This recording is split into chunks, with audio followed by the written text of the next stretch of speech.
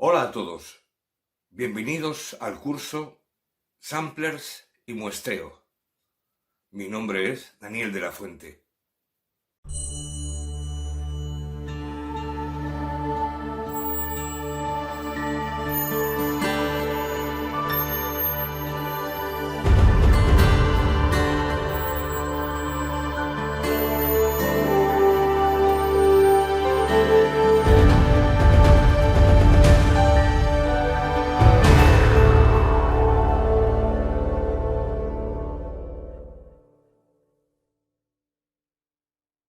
Hola, ¿qué tal amigos? Bienvenidos a otro curso tutorial de este curso que hemos llamado Samplers y Muestreo.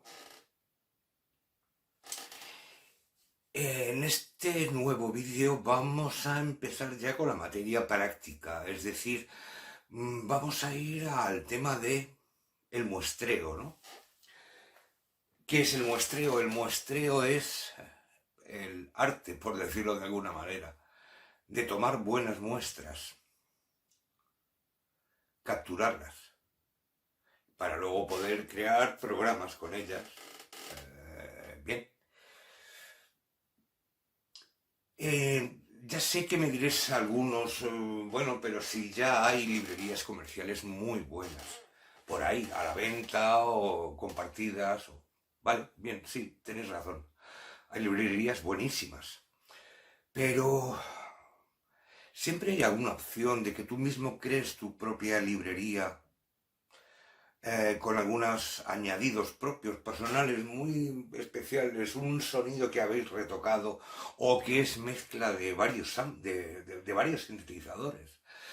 Y no queráis estar cada 2x3 para cada vez que lo queráis utilizar, teniendo que configurarlo, lo podéis muestrear directamente. Podéis tomar ese sonido que os gusta de esos 3 sintes juntos y samplearlos. Otros casos más concretos, como yo que sé, imaginar que hay unos sonidos de percusión producidos por las baterías de cocina de vuestra casa, de vuestra cocina, que os gustan un montón. Y dices, jo, esto le da un ambiente, esto le da un rollo percusivo a mis producciones increíble. Y además suenan originales porque nadie tiene esos sonidos, que a mí me encantan. Por no decir el amigo vuestro que acaba de llegar de un safari por Kenia y se ha traído una flauta zulú que suena de maravilla. Y dices, oye, esto lo quiero tener yo. Bueno, muestrearlo, lo podéis hacer vosotros mismos. Conociendo la forma de hacerlo, se puede hacer. Vamos a ver, porque no es tan difícil como parece. Lo vamos a ver ahora, ¿vale? Vamos a la materia que nos toca. Vamos a muestrear.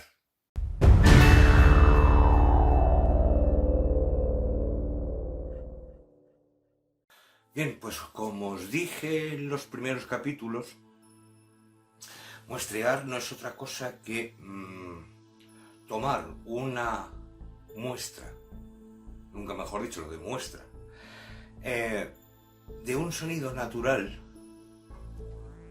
y convertirlo en una señal digital.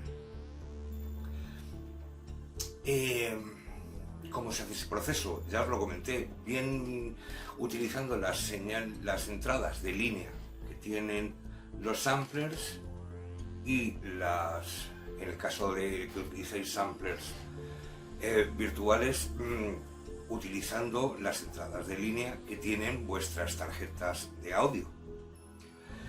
Y también lo podéis hacer vía micro, ya os dije, ya lo habéis visto en los anteriores capítulos, también se puede hacer vía micrófono, en el caso de que sea una señal acústica, es decir, sea algo que no sea electrónico. En el caso de los samplers virtuales, utilizando la entrada de micro de vuestro interface audio MIDI que estéis utilizando o tengáis colgado a vuestro ordenador para poder acceder a grabarlo en vuestro secuenciador favorito. Bien, Requerimientos a la hora de plantearse grabar audio. Por supuesto vais a tener que seguir las mismas normas que cuando grabáis cualquier otra cosa, me estoy refiriendo a audio, en un dispositivo cualquiera, sea una tarjeta de audio MIDI de vuestro ordenador, en cuanto a lo que es cantidad y volumen del sonido. Recordad, son las mismas normas. ¿Qué quiere decir esto? Que si grabáis, muestreáis muy bajito una señal, luego vais a tener que tirar de volumen, en todo caso hay algunos que prefieren utilizar la normalización, en la función normalize que traen la mayoría de todos los secuenciadores, con lo cual a la hora de subir la señal también vais a subir el nivel de ruido de fondo. Es impepinable, es norma obligada. Si subís señal, subís el fondo de ruido. Es muy difícil conseguir grabando un silencio digital, es decir, siempre se va a colar algo de fondo. Si subís esa señal, subiréis también el ruido. Por el contrario, si grabáis muy fuerte, demasiado, puede ser que os pique lo que es el fenómeno este de cuando nos satura el sonido, porque lo hemos grabado demasiado fuerte, ya llegando a rojo y sobrepasando, o incluso os pueda producir lo que se llaman los clips digitales, que son unos ruiditos que salen cuando la muestra satura y que va, por supuesto, que a arruinar vuestra muestra, la va a llenar de saturación o de clips. Entonces recomendaría que utilicéis las barras medidoras para encontrar el punto justo donde grabaríais cualquier señal de audio de una manera bien, es decir, tirando arriba, tirando hacia 0 dB sin superarlo. Tiempo de ganar algo de nivel lo vais a tener, si no habéis grabado, por supuesto, demasiado bajo.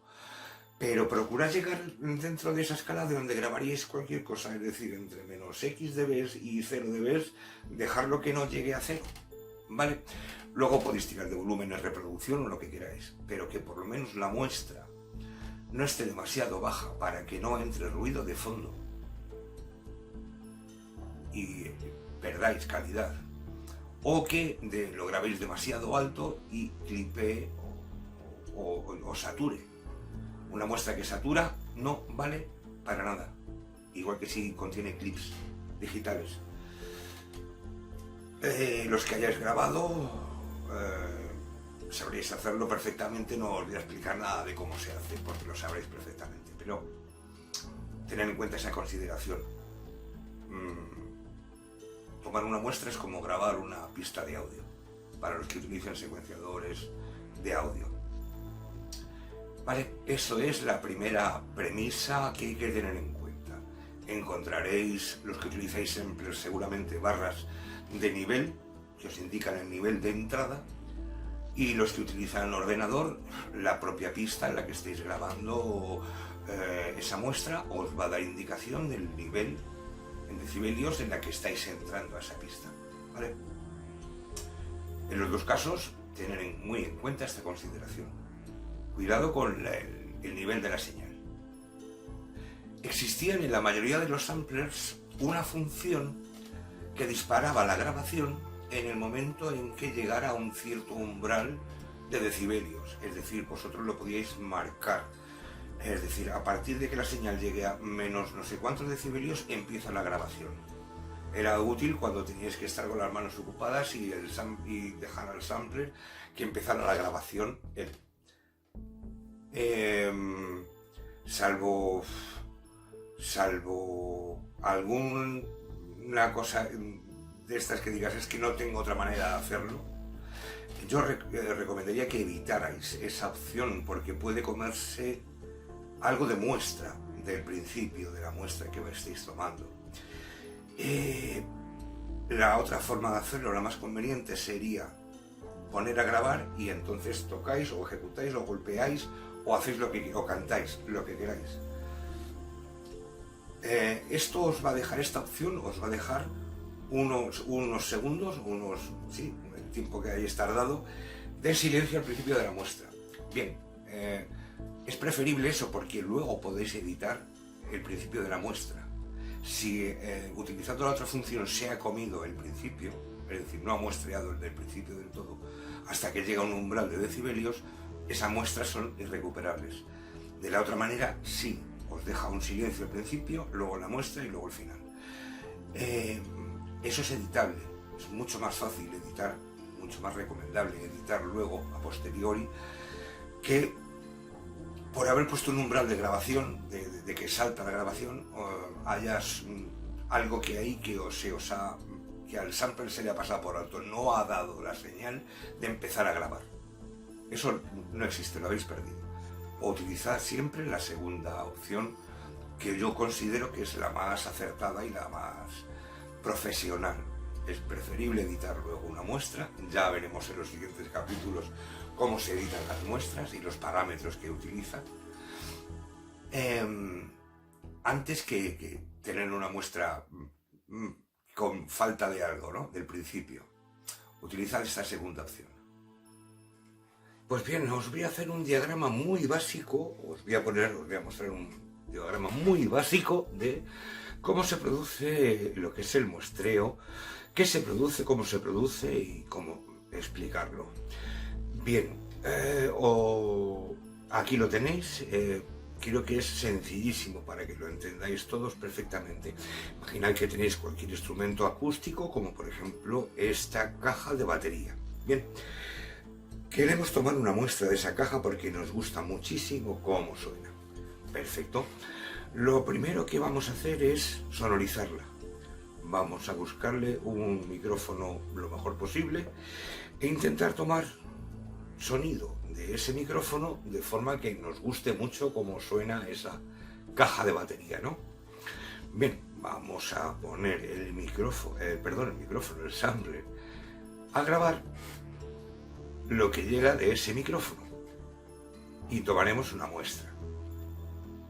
Bien, esa muestra que hemos tomado de esa caja de batería con ese micrófono va a llegar a el sampler y por supuesto llegará a una de las partes más importantes al cerebro del sampler, que es el convertidor analógico digital del que ya os hablé anteriormente. Y os comenté que a mayor calidad, mejores muestras toma, ¿vale? Nunca mejor dicho. Bien, pues ese sonido de caja lo hemos recogido con un micrófono, vía acústica, vía aérea, lo hemos llevado por cable al convertidor analógico digital y el convertidor analógico digital lo que va a hacer automáticamente es convertir esa señal analógica en ceros y unos, en información digital. ¿Vale? Hasta aquí estamos todos. Una vez el convertidor analógico digital ha convertido esa señal analógica en señal digital, en ceros y en unos, lo va a representar tanto en la pantalla gráfica del sampler como en la pantalla gráfica del secuenciador audio MIDI que tengáis, con el que trabajéis, lo va a convertir en una forma de onda reconocible, ¿vale? ¿Qué pasa con esa forma de onda? Que con esa forma de onda en digital ya es almacenable, ya es editable, ya es transformable, ya podemos jugar con ella. De momento ya lo tenemos, se supone que es una copia exacta de lo que ha sonado golpeando la caja con una baqueta. Tenemos el sonido original por un lado de la caja y tenemos el mismo sonido reproducido digitalmente, con ceros y unos. Eso es la teoría del muestreo. En eso consiste samplear o muestrear. Tener una representación lo más real posible del sonido analógico, por decirlo así, que queremos tener. Por supuesto, Al revés, cuando queremos oír lo que hemos grabado, el fenómeno es a la inversa, es decir, el ordenador o el sampler lee esa cantidad de ceros y unos, lo manda al convertidor analógico digital, en este caso sería digital analógico, para que lo podamos canalizarlo a una salida de audio del ordenador o del sampler y en vez de un micrófono vaya a un altavoz. Ese sería el proceso de cómo funciona lo que es un muestreo a la hora de tomarlo como a la hora de reproducirlo. Para llegar a esto hemos tenido que pasar por conocimientos y gente que investigara sobre esta materia. Quizá la persona en la que se basa todos estos conocimientos sobre audio y audio digital sea precisamente el científico Nyquist, quien elaboró un teorema acerca de lo que es el muestreo de una señal de audio. Además, lo podéis encontrar seguramente también como teorema de Nyquist-Shannon.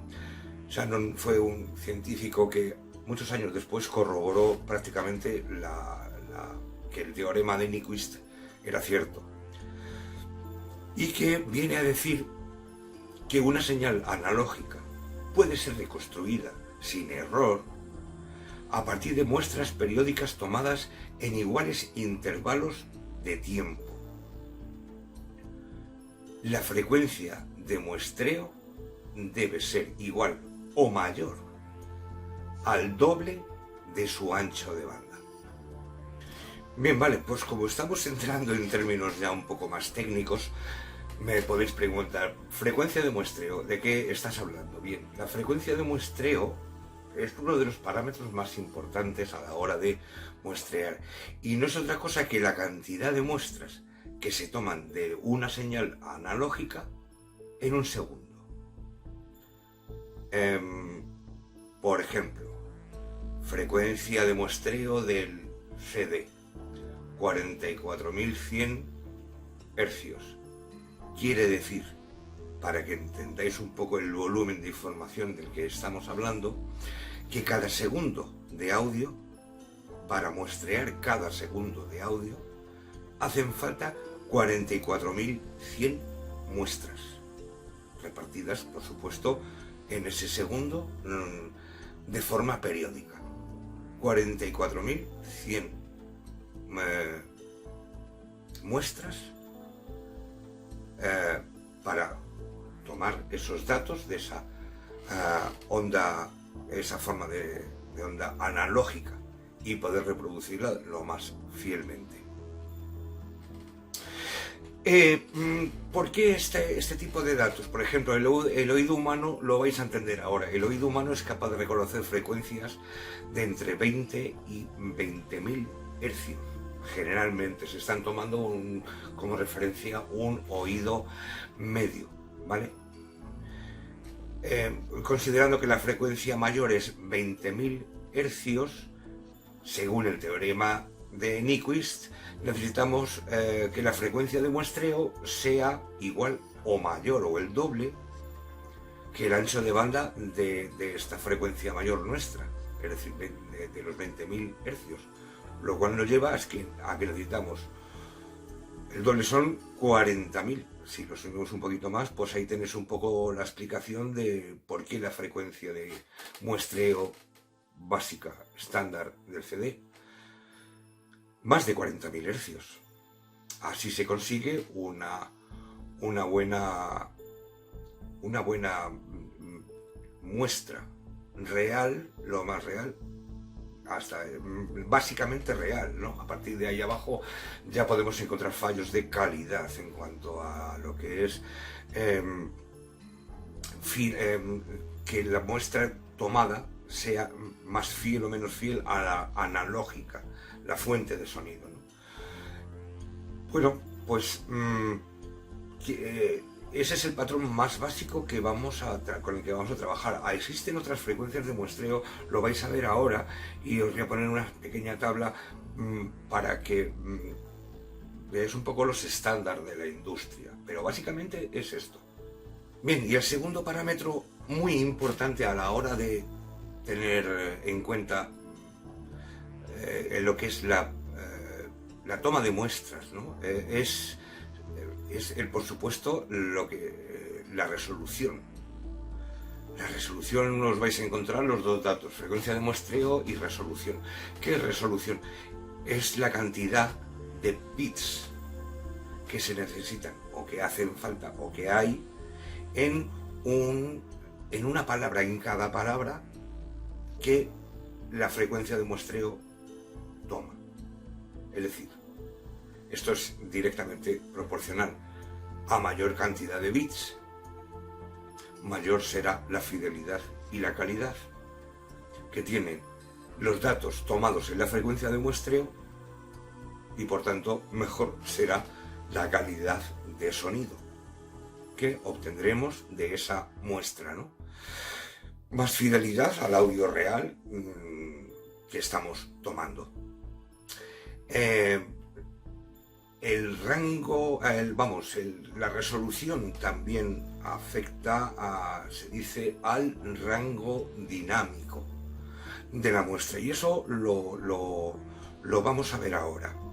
Digamos que por tener un estándar de tablas de frecuencia y resolución se crearon, pues igual que existe con el tema del CD, normas estándar para tener un estándar básico de rangos de frecuencia de muestreo. Por ejemplo, esta tabla os va a contar cómo era un poco el estándar de la industria musical. Estos estándares siguen existiendo. Por ejemplo, el CD tiene los 44.100 hercios de frecuencia de muestreo y 16 bits. El DAT, o lo que se llamaba Digital Audio Tape, que era un formato, lanzó prácticamente Sony y que luego apadrinaron otras marcas, que consistía en una cinta digital pequeñita, muy pequeñita, en el que se grabaron durante mucho tiempo los máster de las grabaciones de los discos de muchos estudios y de muchos discos importantes. Esa ya tenía una resolución de 48 kilohercios y 16 bits. Sin embargo, por ejemplo, la llegada del DVD revolucionó un poco todo esto, tomando como frecuencia de muestreo 96 kilohercios y saltando a los 24 bits. Existen muchas otras tablas utilizadas, muchos otros rangos de frecuencia y resolución que han adoptado la industria. Existe una tabla por internet que la he encontrado curiosamente y os la voy a poner para que veáis un poco cómo cada estándar, cada industria tiene su propia tabla de frecuencias de muestreo y resolución. Es curioso porque, repasando un poquitito todo lo que vimos en el primer capítulo sobre los primeros samplers, claro, antiguamente no teníamos todas esas ventajas. Los samplers venían con lo que venían, eran los primeros convertidores analógicos digitales, y os recordar que os comenté que estaban muy supeditados a la memoria. Tampoco podías meter mucho dato porque se te acababa la memoria. La memoria RAM, me refiero.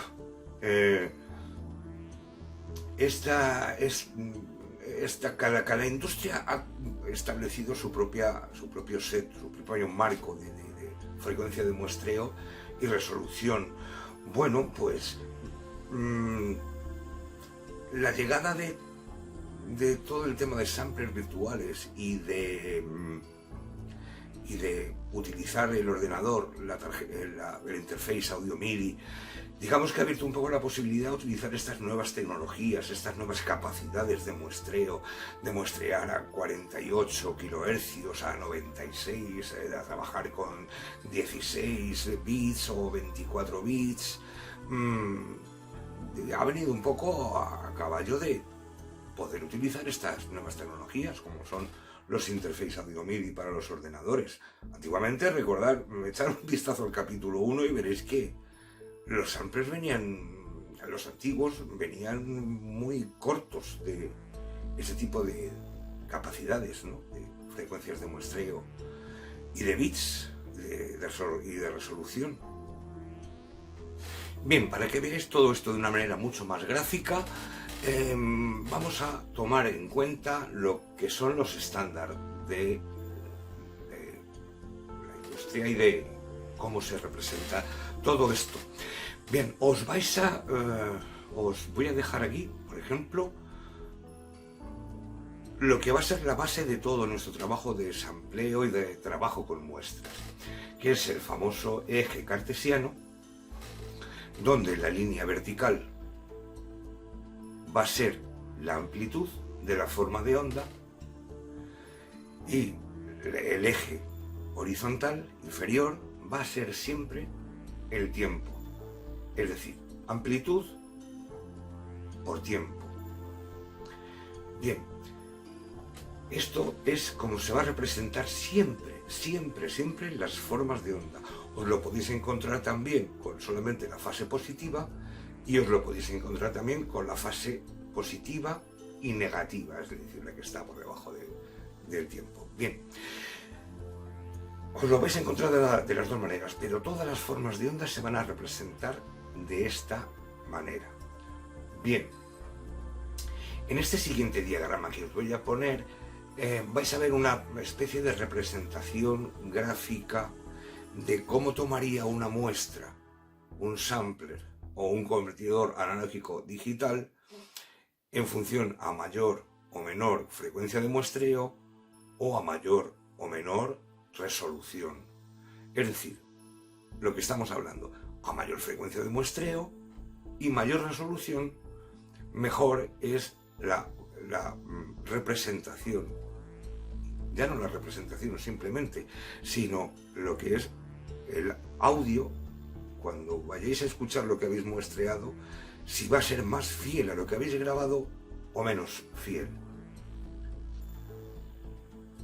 En eso consiste primero, un buen convertidor analógico digital y segundo, en una buena resolución básica para trabajar y en una buena frecuencia de muestreo. Bien, el problema está que cuando trabajas con frecuencias de muestreo bajas y resoluciones bajas, la muestra que tomas no sea fiel y se distorsione, sea diferente a lo que realmente es la forma de onda. Como por ejemplo en esta onda, en este ejemplo que os estoy poniendo ahora mismo, vais a ver que en función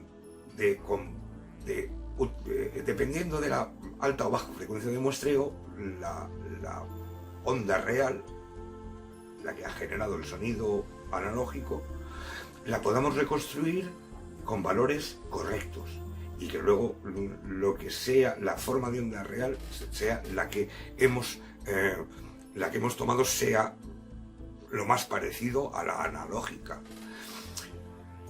En esto consiste el tema de trabajar con mayores o menores frecuencias de muestreo y mayores o menores resoluciones, ¿no?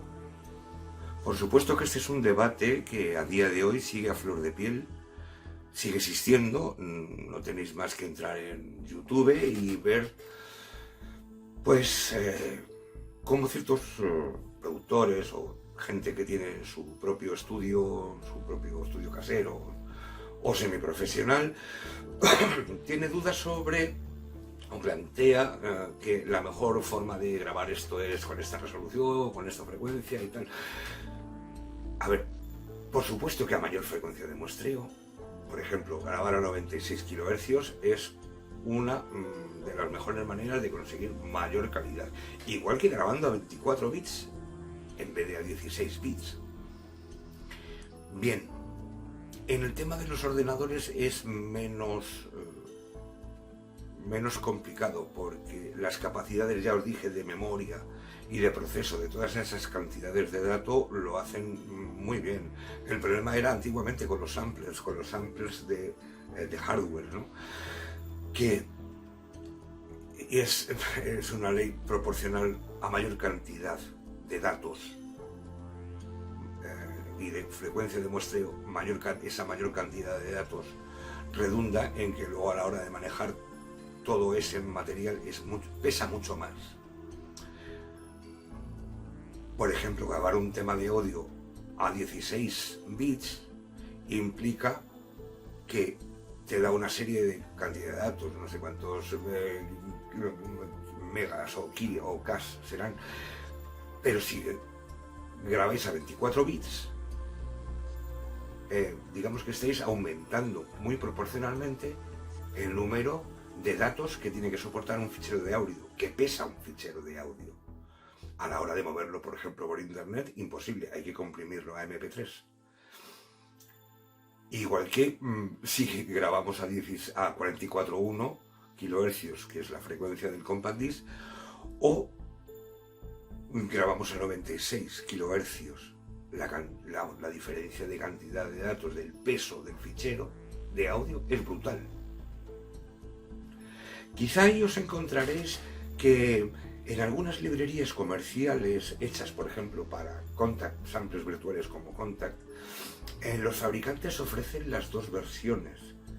Ofrecen la versión de las mismas muestras a 16 bits y luego tienes la opción de cargarlo a 24 bits. Se supone que a 24 bits esa librería de violines o de voces o de guitarras sonará mejor, pero por supuesto tardará muchísimo más en cargar, puesto que son muchísimos más datos los que tiene que cargar en la memoria ese ordenador para luego poder tocar una sección de violines o una guitarra acústica, por ejemplo.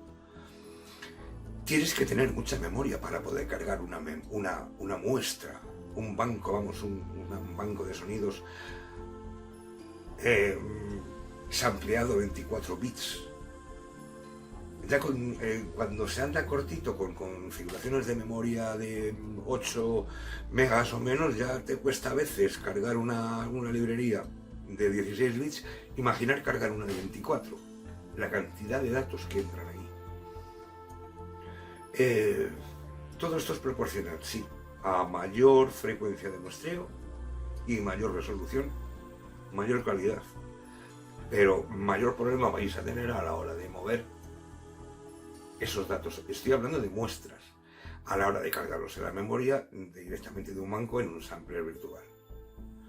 Va a ser complicado, vais a tener que tener, si queréis cargar a tope de resolución y frecuencia, vais a tener que tener unas buenas tarjetas de memoria, porque la cantidad de datos es más del doble. Bueno, y por ir resumiendo y cerrando este vídeo, creo que tenéis, pues casi toda la información suficiente como para crear unas buenas muestras de vuestros sonidos,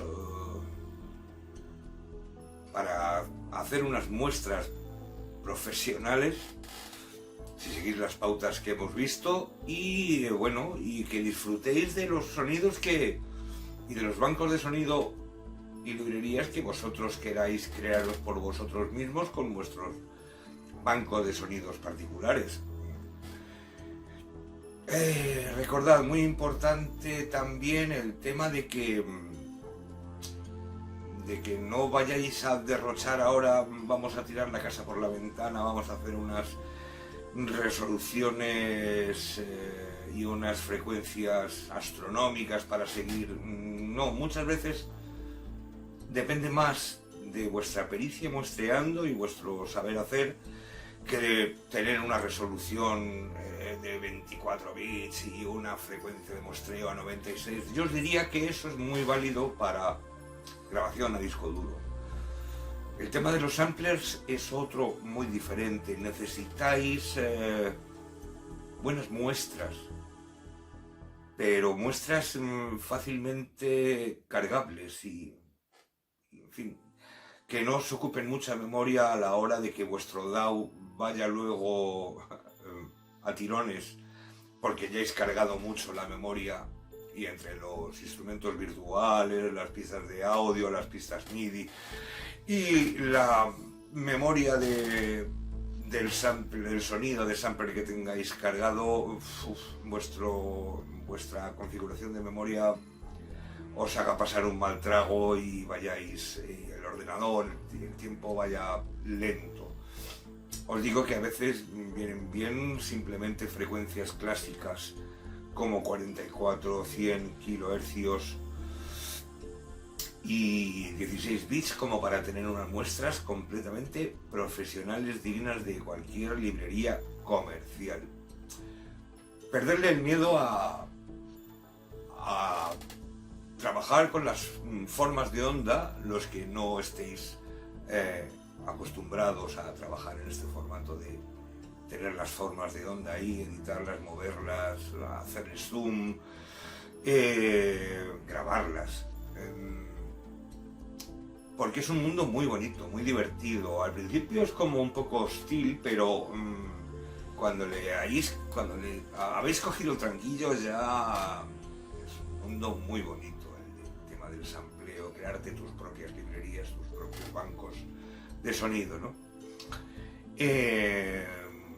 Bueno, yo os animo a que lo hagáis. Este es el propósito de este curso, que no le tengáis ningún miedo y os sea muy familiar el tema de trabajar con un sampler, sea físico o virtual, y os ayude a crecer en vuestro trabajo.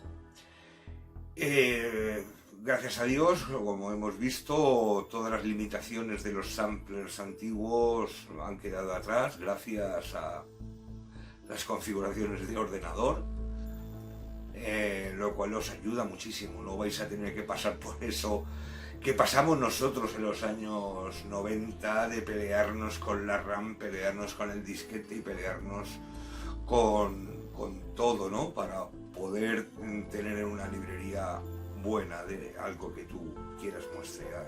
Eso ya pasó a la historia, gracias a Dios.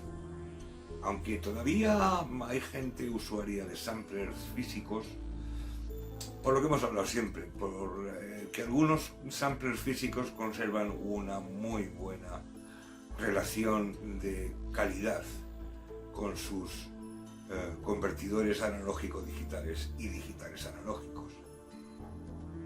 Como el que se enamora de un sonido, ¿no? Bueno, pues hasta aquí este vídeo. Espero que os hayan quedado las cosas un poquito claritas y de tal manera ya sabéis lo que os digo siempre: si tenéis alguna duda, escribirme. No he querido meterme mucho en el tema de Nyquist y su teoría del muestreo, porque de hecho internet está lleno de todo, ¿no? Ahí está trabajos fin de curso de universitarios. Podéis encontrar todo el material, más técnico, menos técnico, más gráfico, menos gráfico, en internet. Os animo que si os interesa el tema, busquéis por ahí. Yo de todas maneras os voy a dejar un par de vídeos abajo para que los que más, así por ejemplo al azar, para ver de los más representativos y que los puedan explicar o ampliar un poco la información, toda esta información que os he dado. Echad un vistazo, veréis que tenéis muchísima documentación sobre el teorema de Nyquist o Nyquist-Shannon en internet, por si queréis ampliar el tema, ¿no? La temática, y aprender un poco más. Como músicos no os va a valer, como conocimiento sí, pero bueno, para músicos, para trabajar con un sampler, no os van a hacer falta. Pues bien, lo dicho, si tenéis alguna duda me escribís, y me gustaría empezar ya la semana que viene, ¿no? El curso que viene, el próximo vídeo, con la edición de muestras. Veréis que es un mundo muy divertido. Hay un tema que es Diabolus in Musicae para los usuarios de sampler, que es el loop, que no sé si tratarlo en un vídeo aparte porque lo merece, pero veremos ya el tema de los parámetros para empezar a editar muestras. Así que nada, pues hasta el próximo vídeo. Recordad, yo soy Daniel de la Fuente y os espero en el próximo vídeo del curso Samplers y Muestreo. Un abrazo y hasta pronto.